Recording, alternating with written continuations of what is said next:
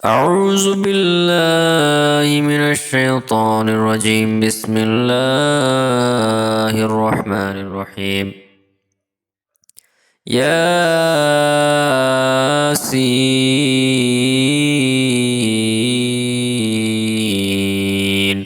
والقرآن الحكيم إنك لمن المرسلين على صراط مستقيم.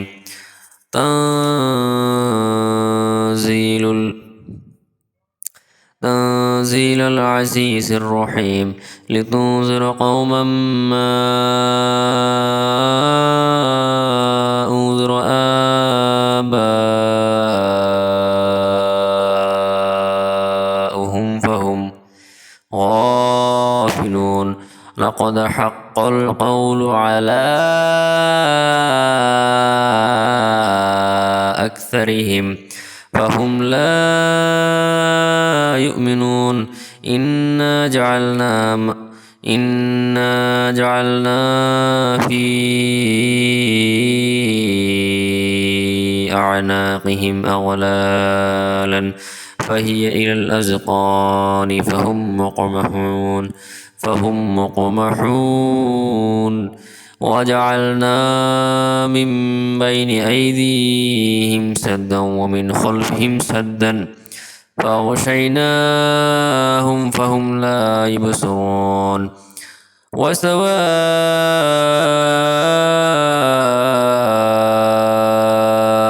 عليهم أنذرتهم أم لم تنذرهم لا يؤمنون।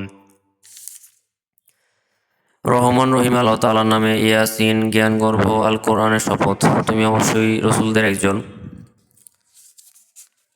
তুমি প্রতিষ্ঠিত রয়েছ সরল পথের উপর।